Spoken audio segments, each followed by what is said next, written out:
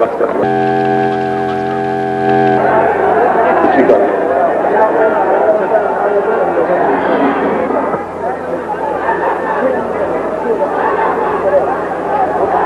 انہوں نے پڑھو انہوں نے کیوں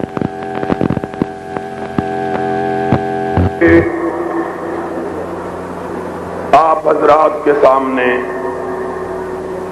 کتاب و سنت کی کرنوں کو بکھیر سکوں. میں آج اپنے تیسرے راؤنڈ کے آخری جلسے سے خطاب کرتے ہوئے بڑی طمانینت محسوس کر رہا ہوں کہ الحمدللہ اسماعیل شہید کے بیٹے جاگ اٹھے ہیں. داؤد غزنوی کی قوم بیدار ہو چکی ہے. اسماعیل سلفی کا لگایا ہوا پودا تناور درخت بن چکا ہے. اور آج شیخ الاسلام ثناء اللہ امرتسری کی قبر پہ اللہ کے نور کی برکھا برسے. اس نے جس بات کے لیے جدوجہد کی تھی آج اس کے ثمرات ہم اپنی آنکھوں کے ساتھ دیکھ رہے ہیں. میں اپنے سفر کے اس آخری مرحلے پر اپنے آپ کو جسمانی طور پر انتہائی زیادہ تھکا ہوا پانے کے باوجود اپنے دل کو اور اپنی ہمت کو بڑا طاقتور اور توانا محسوس کرتا ہوں. اس لیے کہ میرے ایسا شخص یہ کہتا ہے جس نے بڑے بڑے مشترکہ جلسوں کو خطاب کیا ہوا ہے کہ الحمدللہ پاکستان میں کبھی یہ تصور نہ کیا جا سکتا تھا. گوئی کرنے میں اپنے آپ کو حق بجانب سمجھتا ہوں کہ اللہ کے فضل و کرم سے اب پاکستان کے اندر رب کے قرآن کے نافذ ہونے کا وقت آ چکا ہے. نبی کے فرمان کے نافذ ہونے کا وقت آ چکا ہے. اس لیے کہ قافلہ حق کے جوان بھی جاگ اٹھے ہیں, ان کے بوڑھے بھی جاگ اٹھے ہیں. اور جب یہ قافلے جوانوں کو ساتھ لے کر اپنے بوڑھوں کو ساتھ لے کر چل پڑتے ہیں تو پھر دنیا کی کوئی طاقت ان کو منزل مراد تک پہنچنے سے نہیں روک سکتی ہے. اور مجھے آج جمعیت کے زیر اہتمام 6 ماہ کے اس مختصر سے وقفے میں 18ویں بڑے جلسہ عام سے خطاب کرتے ہوئے اس بات کا احساس ہو رہا ہے کہ یہ دور اہل حق کا دور ہے. یہ دور کتاب و سنت کا دور ہے. اور اب دنیا کی کوئی طاقت پاکستان کی فضاؤں میں کتاب و سنت کے پرچوں کو بلند ہونے سے نہیں روک سکتی ہے. لوگوں, میں بہت سی باتیں آپ سے کرنا چاہتا ہوں. مجھے اس بات کا شدید احساس ہے کہ اپنے ساتھیوں کا ایک ادنا کارکن ہونے کی وجہ سے اور آپ کی جماعت کے ایک چوکیدار ہونے کی حیثیت سے میری باری ہمیشہ آخر میں آتی ہے. اس لیے وقت کی تنگی کی وجہ سے میں بہت سی باتیں جو اپنے دل میں خیال کر کے آتا ہوں, سوچ کے آتا ہوں کہ کہوں گا, نہیں کہہ سکتا. لیکن پھر اس بات سے اپنے جی کو بہلا لیتا ہوں میر جمع ہے احباب حال دل کہہ لے، پھر التفات دل دوستاں رہے نہ رہے، اور دھوبی گھاٹ کے اس عظیم الشان اجتماع کو میں مخاطب ہو کے دو تین بنیادی باتیں سمجھانا چاہتا ہوں۔ ایک بات شریعت بل کے حوالے سے ہے، دوسری بات پاکستان کے حکمرانوں کے حوالے سے ہے، تیسری بات ہمارے مستقبل کے ارادوں کے بارے میں ہے۔ آج ہم سے یہ کہا جاتا ہے کہ جمعیت اہل حدیث پاکستان اور خصوصاً احسان الہی ظہیر شریعت بل کی مخالفت کر رہا ہے۔ میں یہ بات واضح کر دینا چاہتا ہوں، ہم وہ لوگ نہیں ہیں جو کسی کی دھمکیوں سے مرعوب ہو جائیں یا کسی کے پروپیگنڈے سے متاثر ہو جائیں۔ میں جب آج سے 3 ماہ پیشتر امریکہ کے دورے سے واپس آیا تو مجھ سے لاہور پہنچتے ہی یہ کہا گیا ایک شریعت بل پیش ہوا ہے جس پہ تمام مکاتب فکر نے دستخط کر دیے ہیں، آپ بھی اس کو مان لیں۔ میں نے کہا میں وہابیوں کا بیٹا ہوں، پڑھے بغیر نہیں مان سکتا۔ میں نے دیکھا اس میں شک جیم تھی، دال تھی۔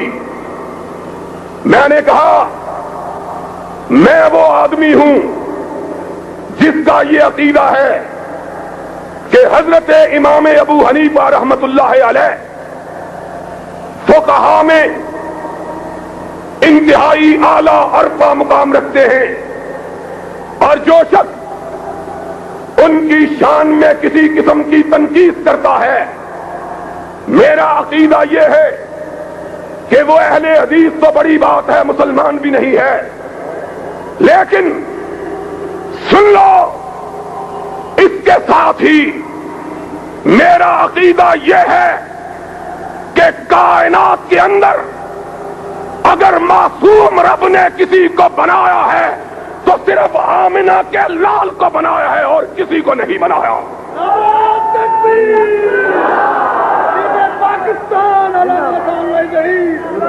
اس لیے میں کسی غیر معصوم کی بات کو شریعت نہیں مان سکتا۔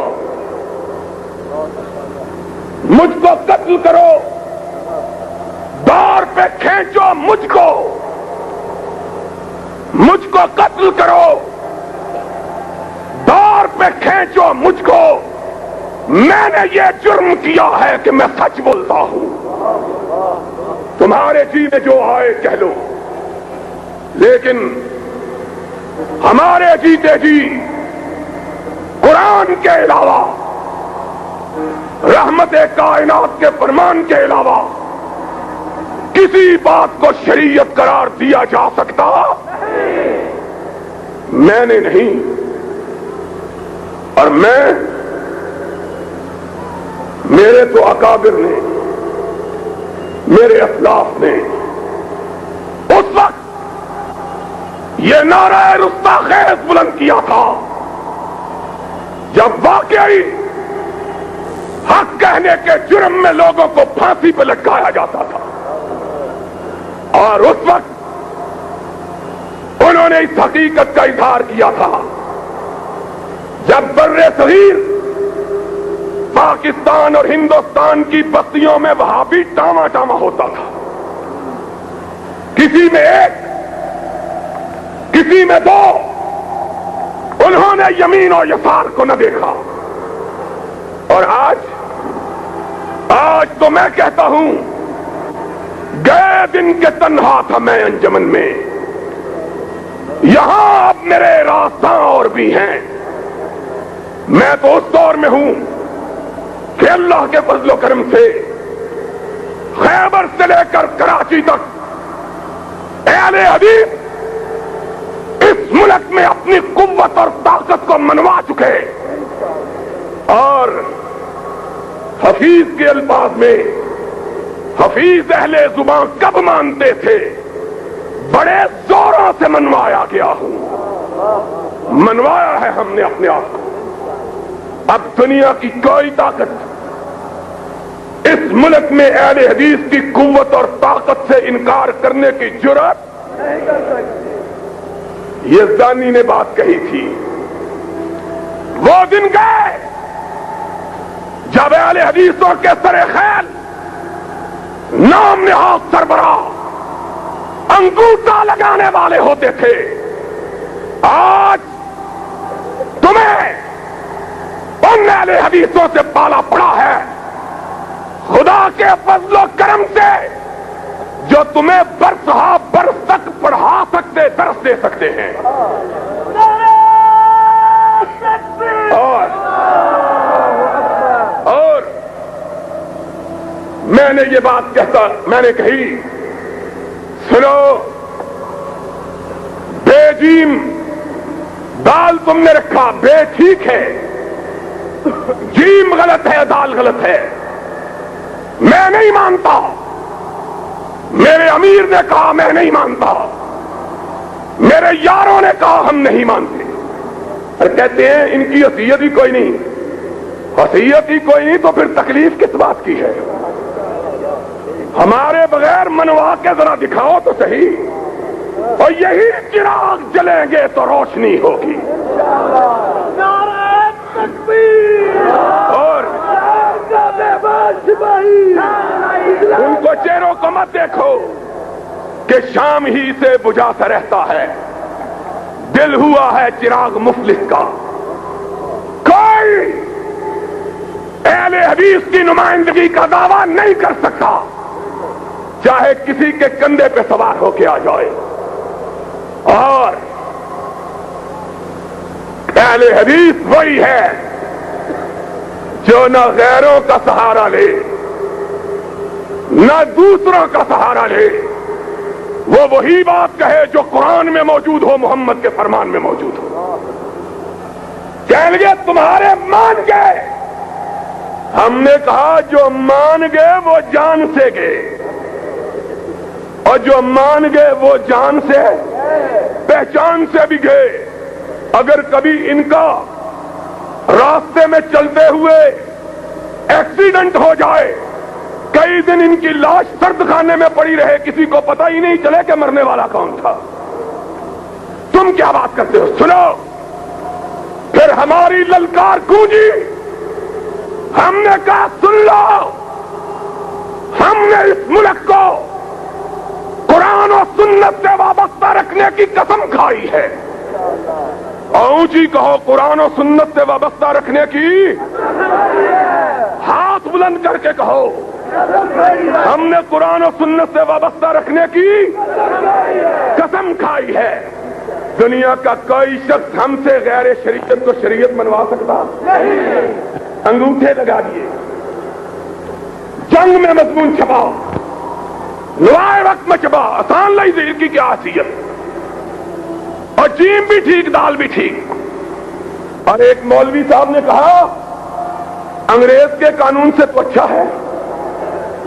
میں نے کہا نہیں، حضرت علی مرتضیٰ نے کہا تھا کلمۃ حق ارید بہا الباطل، بعض دفعہ سچی بات کہہ کے مراد جھوٹی ہوتی ہے، انگریز کے قانون سے اچھا نہیں ہے۔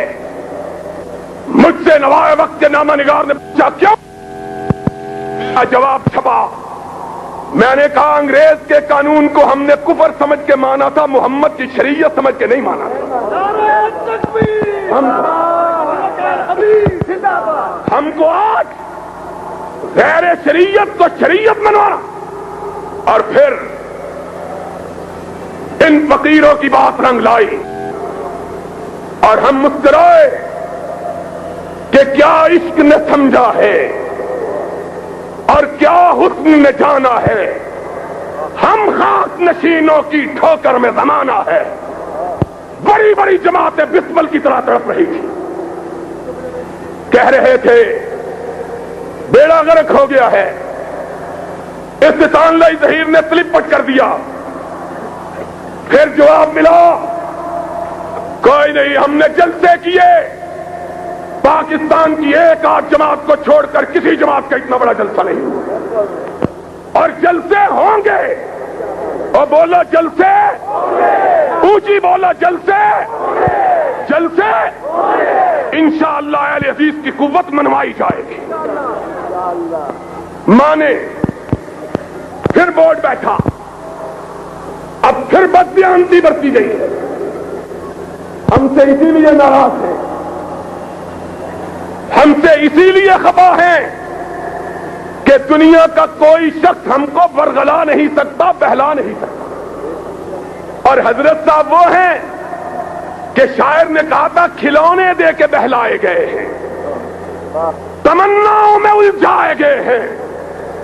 میں نے کہا ہزار دام سے نکلا ہوں ایک جنبش میں، جسے غرور ہو آئے کرے شکار مجھے۔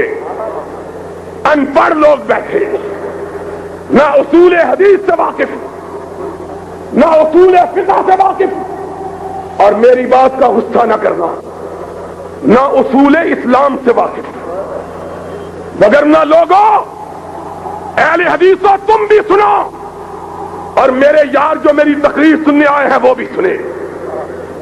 مجھے بتلاؤ تمہیں کبریا کی قسم ہے، تمہیں ذات خدا کی قسم ہے، اور قرآن و سنت کا معنی بھی کسی کو آتا ہے کہ نہیں؟ اور بولو قرآن کا پتہ ہے کس کو کہتے ہیں، سنت کا پتہ ہے کہ نہیں؟ یہ جید علماء، ان کو قرآن و سنت کا علم نہیں ہے۔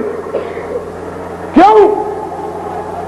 نیا ترمیمی بل جو پاس کیا اس میں کیا لکھا؟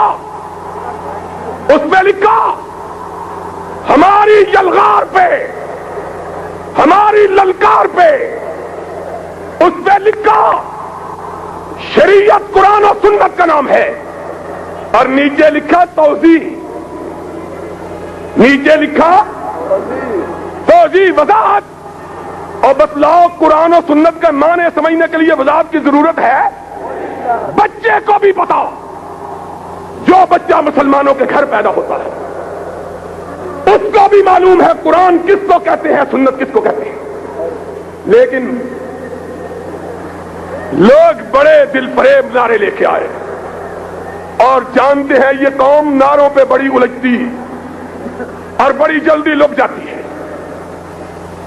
چین دال کو بدلا توضیح کے عنوان سے 1 2 3 4 میں وہی غیر معصوم کی بات کو شریعت بنانے کی سازش کی جو پہلے بل میں موجود تھی۔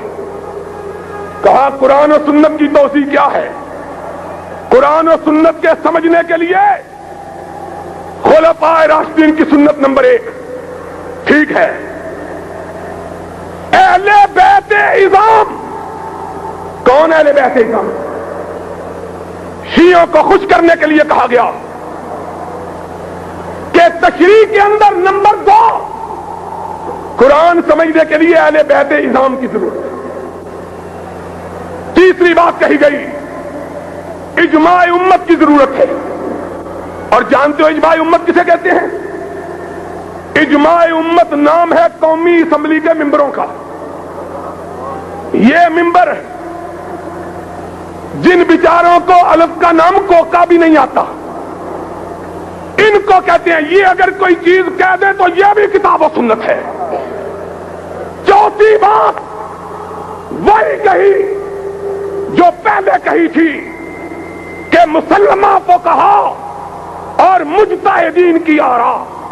اور یارو ایک سادہ سوال سن جاؤ، یہ قرآن و سنت کے ماخذ ہیں، یعنی قرآن و سنت نیچے یہ چیز۔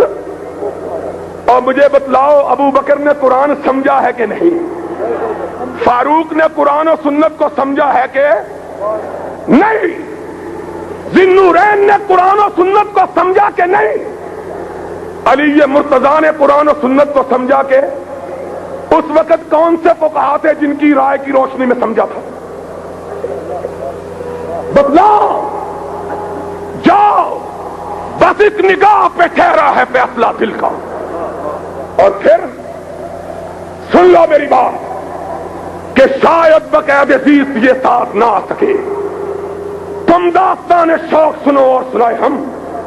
اس غدار سے، رسول اللہ کے اس غدار ضیاء الحق سے اسلام کے نفاذ کا مطالبہ کرتے ہو، جس نے محمد الرسول اللہ سے بے وفائی کی ہے. اور محمد الرسول اللہ صلی اللہ علیہ وسلم اس ملک میں قرآن نافذ کرنے کے لیے آیا، اپنا فرمان نافذ کرنے کے لیے آیا. یہ قرآن و سنت کو مذاق بنانے کے لیے آیا ہے. اس نے کیا کیا؟ اس نے اس ملک میں حدود آرڈیننس نافذ کیا. کہا چوری کی سزا ہاتھ کٹیں گے، زنا کی سنسار ہوگی، شرابی کو درے مارے جائیں گے، تہمت پر سزا ملے گی. اور ظالمات سن لو، اعلان کیا. کتنے بھولے لوگ ہو، اس سے مانگتے ہیں شریعت بل، اس سے مانگتے ہو. اور وہ مولوی بھی مانگتا ہے جو اس صدر کے ہاتھ کو بوسہ دے کے آیا تھا، مانگتا ہے شریعت بل. اس نے اعلان کیا اور کملی والے کے قانون کا مذاق اڑایا. کملی والے نے جب حدود اللہ کو نافذ کیا اور مدینے کی سلطنت میں جرم کوئی باقی نہ رہا. آج پاکستان جرائمستان بن چکا ہے. ضیاء الحق نے اس ملک کی جڑوں کو کھوکھلا کر دیا ہے. کوئی قانون نہیں، غنڈہ گردی اور چیزیں. لیکن ذرا حدود کی داستان سنو. سب سے بڑی حد ہے زنا کی، بے شرمی کی انتہا. اور سی آئی ڈی والوں لکھو، اپنے آقا کو جا کے سناؤ. نعرہ تکبیر! علامہ صاحب نہیں، جاؤ اس کو جا کے سناؤ. تو جھوٹا تھا، بددیانت تھا. زنا کی سزا مقرر کی، زنا کے اڈے کھلے رکھے. سارے ملک میں گناہ کے بازاروں کو لائسنس حاصل ہے. ابھی پچھلے دنوں 1.5 ہفتہ پہلے لاہور ہائی کورٹ میں پنجاب کی ایک بستی کی طوائفوں نے رٹ دائر کی ہے کہ ہمارے ساہیوال نے، پنجاب بتائیے نا، مجھے نہیں پتا ہے. ساہیوال کی طوائفوں نے رٹ دائر کی کہ ہمارے علاقے میں تھانہ قائم کر کے ہمارے گاہکوں کو ڈرایا جا رہا ہے. ہائی کورٹ نے ان کی رٹ قبول کی. کیوں؟ اس لیے کہ اس منافق نے نام اور لیا، کام اور کیا. نام اور لیا اور کام. طوائفیں کھلی اور شیخ سعدی ہائے کم بخت تو کس وقت یاد آیا ہے؟ اس نے کہا تھا ایک دفعہ میں رات کے وقت ایک بستی میں سب کیا،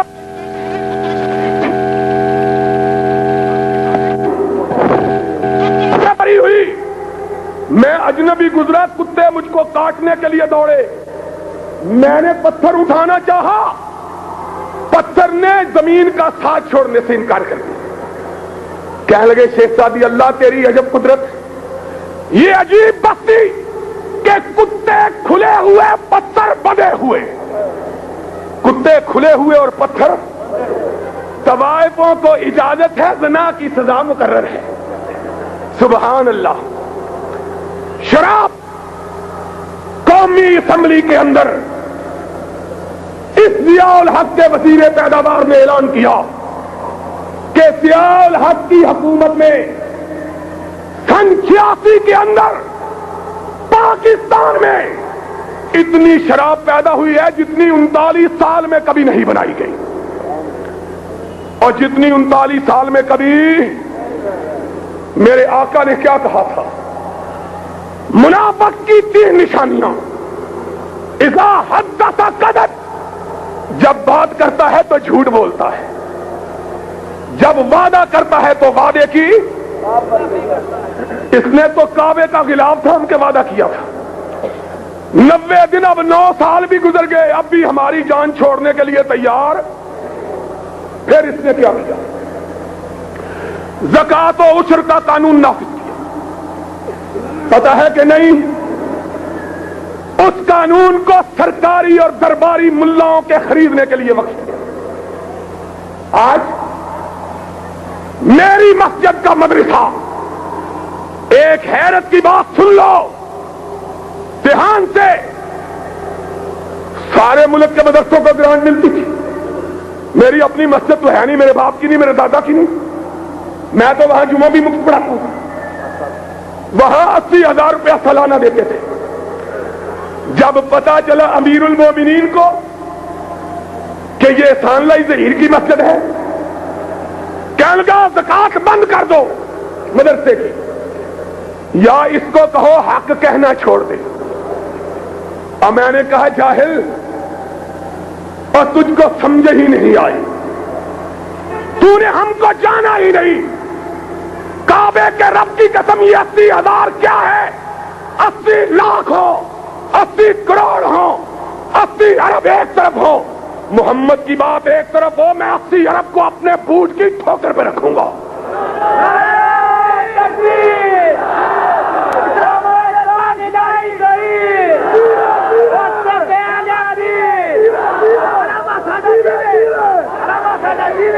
سنو،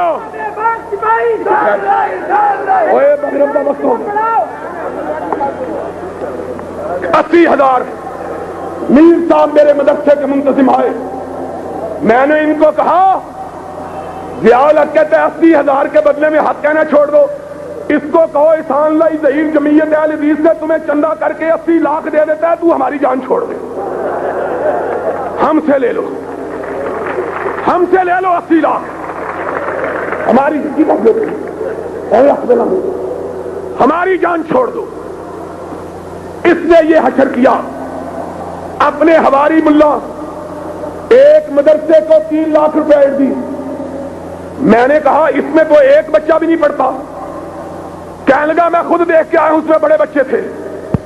میں نے کہا کن کے بچے تھے؟ کہنے لگے محلے والوں کے۔ میں نے کہا پھر ان کو کیوں دیتے ہو؟ کہنے لگے جی صدر صاحب دے حمایتی جو نے، صدر صاحب ہر چوتھے دن تعویذ ان سے لیا کرتے ہیں۔ سن لو، تم نے یہ ظلم کیا، زکات نافذ کی، لوگوں کو باجماعت دھکیلا ایک فرقے کی طرف۔ الحمدللہ ہمارے جلسے ہر قسم کی فرقہ واری سے، آلودگی سے پاک رہتے ہیں، میں نام نہیں لیتا۔ اس نے لوگوں کو باجماعت اس فرقے کی طرف بھیجا، کیوں؟ کہنے لگا وہ لکھ دو کہ میں یہ ہوں، تم زکات سے مستثنا ہو جاؤ گے۔ میں نے اسلام آباد میں تقریر کرتے ہوئے کہا، میں نے کہا ضیاء الحق قیامت کا دن ہوگا، اماں عائشہ کا ہاتھ ہوگا، تیرا گریبان ہوگا۔ اماں عائشہ کہے گی تو اپنے اقتدار کے لیے میرے بابا کو گالیاں دلواتا رہا ہے، لوگوں کو اس مخصوص فرقے کی طرف۔ لوگوں، اس نے اسلام کو رسوا کیا، اس نے ملک کے قانون کو رسوا کیا، اور تو اور اس نے مارشل لا کو بھی بدنام کیا۔ اتنے نیک بخت ہیں جدھر ان کا قدم جاتا ہے بدنامی ہی بدنامی آتی ہے۔ اور سن لو، اللہ کے فضل و کرم سے اہل حدیث اب جاگ پڑے ہیں، اور بولو اہل حدیث اب جاگ پڑے ہیں، اہل حدیث اب جاگ پڑے ہیں۔ ان جیسے غداروں سے دھوکہ کھا سکتے اور ان جیسے بے وفاؤں سے دھوکہ کھا سکتے، اب ہم لڑیں گے اللہ کے قرآن کے لیے، اور بولو لڑیں گے اللہ کے، اٹھ کے بولو، اٹھ کے بولو، لڑیں گے اللہ کے، لڑیں گے لو قرآن، محمد کا فرمان، اور صدر ضیاء کو یہاں سے بھگائیں گے۔ آیتیں ہو گئی،